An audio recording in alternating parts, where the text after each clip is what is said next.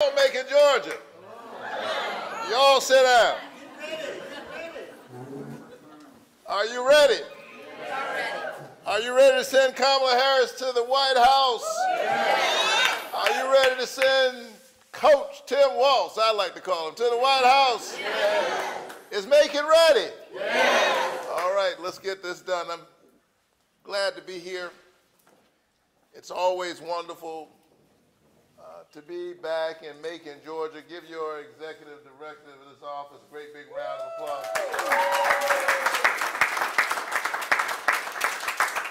I didn't know I brought her back to church. That's good news. I often say that I'm not a senator who used to be a pastor. I'm a pastor who serves in the Senate. And in fact, I preached yesterday on my way to doing some campaign events. And folks asked me, well, why are you still doing that? How do you manage to lead Ebenezer Baptist Church and serve as a senator? The truth is, I return to my pulpit every Sunday because I don't want to spend all of my time talking to politicians. I'm afraid I might accidentally become one. I like to think of my work as the work of a public servant, and you've got an incredible public servant here in this area in the Mayor Pro Tem, Seth Clark. Give him a great big round of applause. And you have another incredible public servant in the person of Miriam Paris, your state representative. Give her a great big round of applause. I have to tell you that I like that name, Miriam. Oh, thank you, sir. I won't, I promise you, I won't preach the sermon, but in the book of Exodus. I'll tell him she was the first one to start dancing. After they crossed the Red Sea, it was Miriam who took out a tambourine and who led the women. And the women started the celebration. In fact, that little thing they call Moses' song, some biblical scholars really believe it was Miriam's song. Moses told you he couldn't really talk. And yet he's got this long song. It probably was borrowed from Miriam. What I'm trying to tell you is the women have been leading us all along, so you might as well get used to it.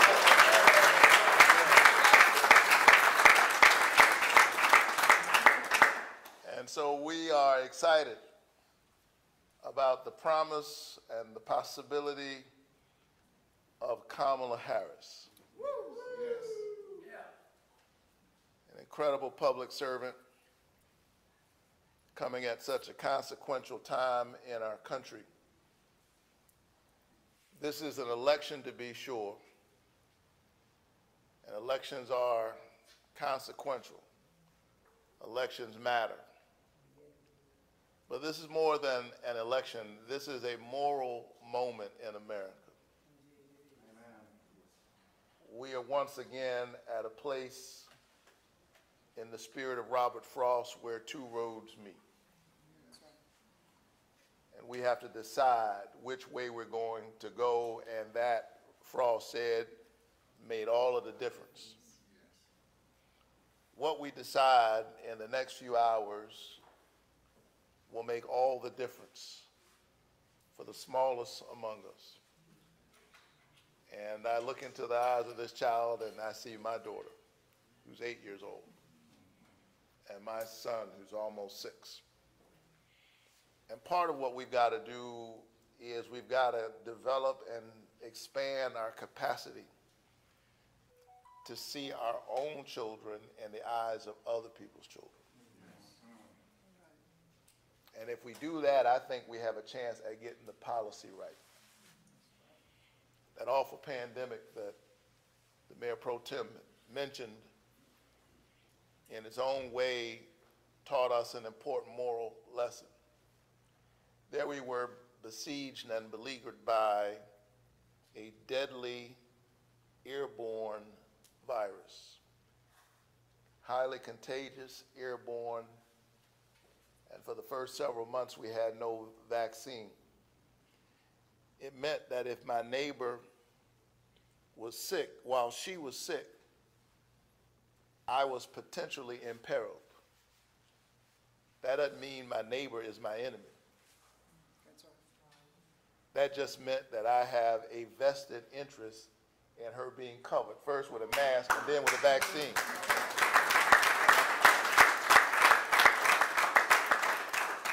My neighbor's health care was good for my health.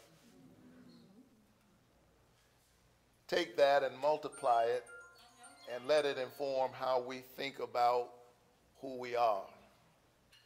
I need my neighbor to have health care, but I also need her child to actually have a path towards prosperity. I need that child to be able to maximize his or her best gifts, to get a good quality education, to be able to get through college or vocational school if that's their path, without being overburdened with so much student debt that they have a mortgage before they have a mortgage. I need somebody to be able to pay my Social Security and my Medicare in just a few years.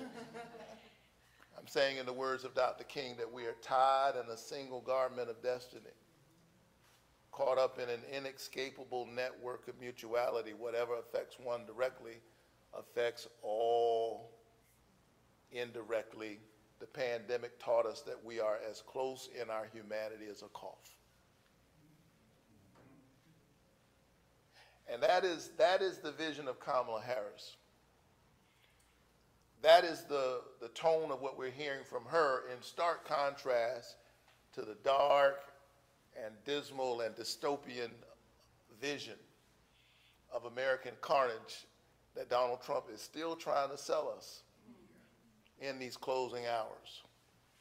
I don't know about you, but I see a man who's not just running for the White House, he's running from some other trouble.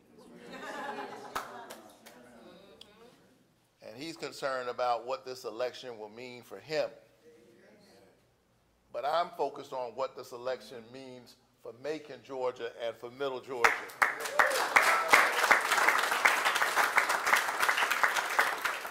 So I know that Middle Georgia is going to stand up once again. Let the word go forth that Georgia saved the country, and Georgia is fixing to do it again. Are you ready to get this done?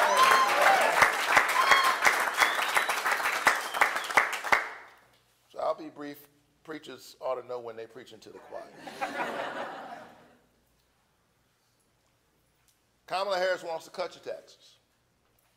We don't say that enough as Democrats, because I think sometimes we get caught up in this fixed view of reality or someone's imagination of reality that people just automatically take as tacit truth.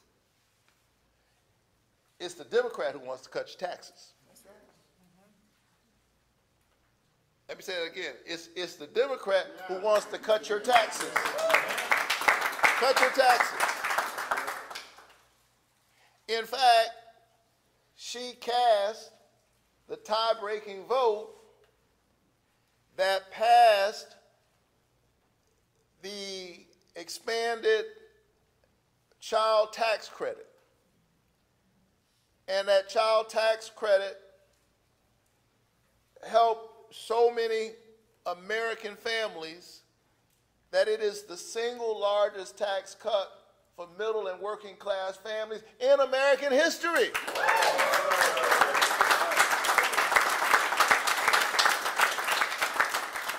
Now, I wouldn't be surprised if that's the first time you heard anybody say that, Republican or Democrat. That's right. But that's what the extended child tax credit is. And I like to slow down and explain these things to people who have other jobs other than politics, people who have, do other kinds of things. It's a tax cut. That's what it is. And people don't see it that way because it's for poor people. It's for working class people. It's a tax cut. And it cut child poverty between 40 and 50%. Now you say, well, I haven't really felt that. It's because we only did it for 6 months. But for 6 months, go back, you will remember. I'm telling you, somebody you know, if not you, somebody you know with children, between June and July of 2021 and December of that year, people got checks in the mail. And here's the thing, they don't even know who sent it or how it happened.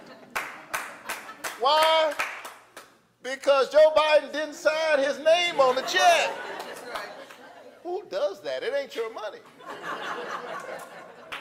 It's the people's money. That's why we didn't sign his name on the check. I can think of only one person who does that. Because he apparently thinks it's his money.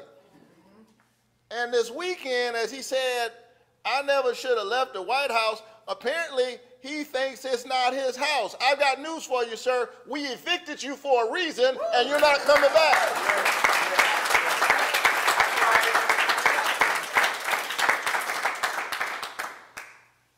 So,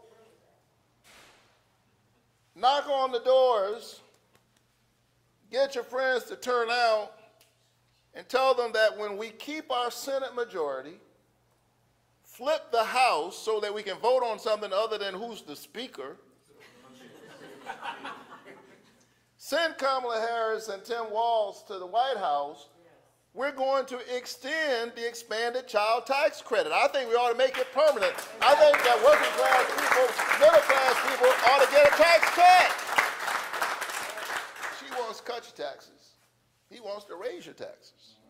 It's called tariffs, which is a Trump tax. Who do you think they're going to pass that tariff on to? You. And the economists, not partisan politicians, the economists are telling us that that will add about $4,000 in additional expenses to the average family. Well, I spend enough time in Macon to know that the average family in Macon doesn't need $4,000 in additional expenses on everyday items they buy, like groceries and clothes and shoes and gasoline. I think that's a poor idea. Why does he want to pass that on to you? Because then he doesn't have to cause the wealthiest people in the country, the billionaires and the corporations, to pay their fair share. I think they ought to pay their fair share. So don't let anybody play the okie doke on you. This is not about who wants a tax cut and who doesn't. This race is about who should get a tax cut. That's what this race is about. So we've got a candidate who's got a plan, who centers ordinary people, middle class people. We've got a candidate who wants to do something about the housing crisis that has been going on for decades, not just this cycle.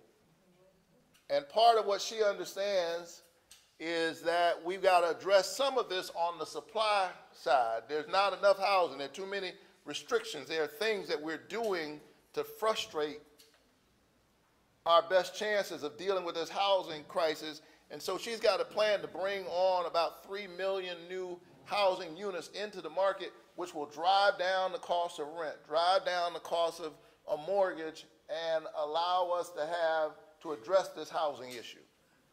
And then, yeah, that's a good place to clap. She wants to strengthen businesses, small businesses, the backbone of our economy. And finally, she wants to support a woman's right to choose. So let me say that I get some grief and pushback as a pastor who is pro-choice.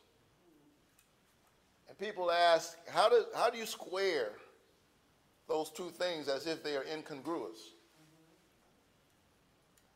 I'm not pro-choice in spite of being a pastor. I'm a pro-choice pastor.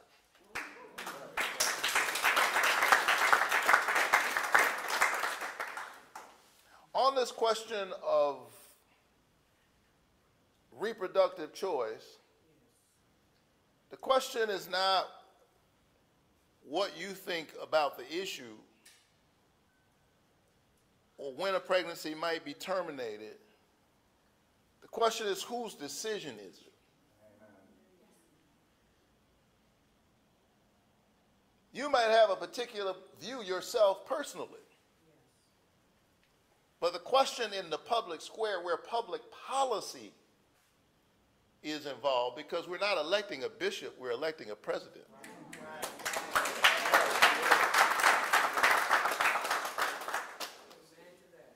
The question is, whose decision is it in a pluralistic democracy where people of faith live alongside other people of moral courage who may not claim a faith tradition or have a different faith tradition, or may have the same faith tradition as you, but believe it or not, have a different view on this issue?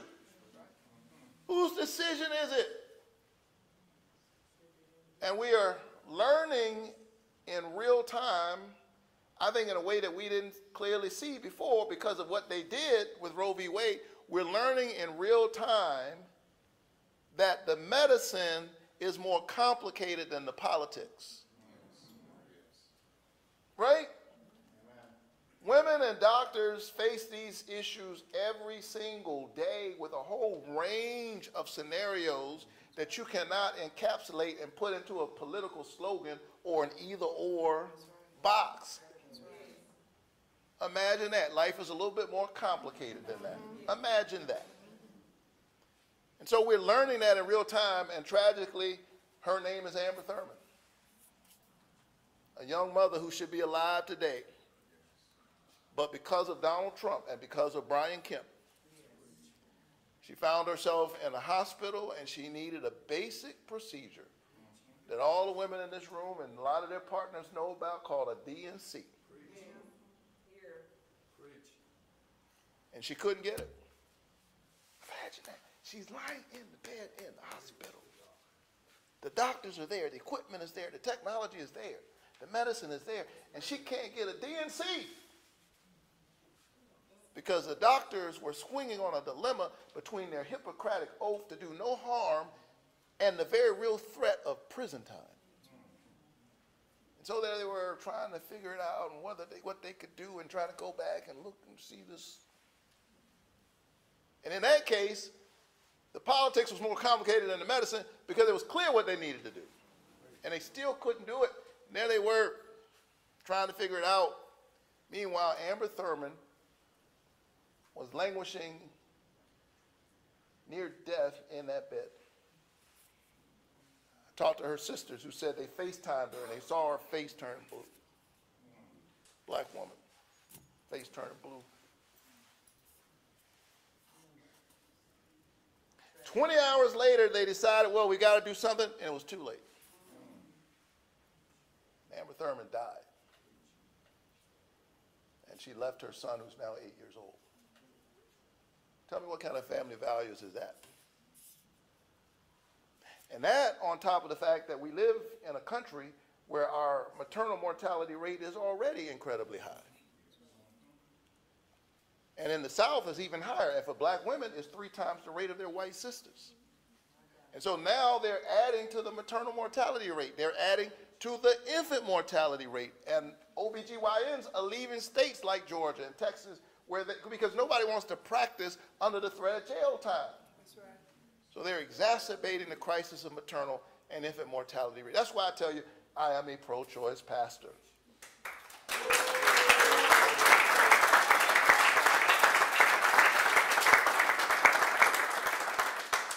Because a patient's room is too narrow and cramped a space for a woman, her doctor, and the United States government. That's too many people in the room. And so Donald Trump said this is a beautiful thing. Tell that to Amber Thurman's family. I don't think it's a beautiful thing. But I think it will be a beautiful thing when we send him packing and get him off the stage.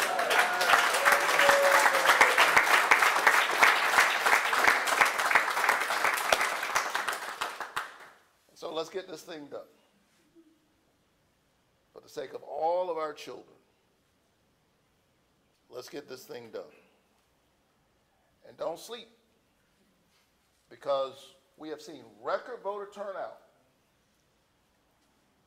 But be very clear, Middle Georgia, be clear, Macon, Georgia. Even though we've seen historic early vote turnout, This election will be decided tomorrow.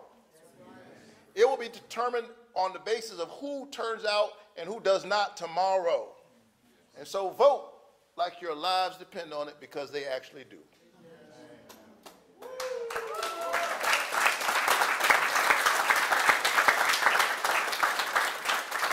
Georgia saved the country in 2020. Georgia saved the country in 2021. Georgia saved the country in 2022. And Georgia's getting ready to do it again.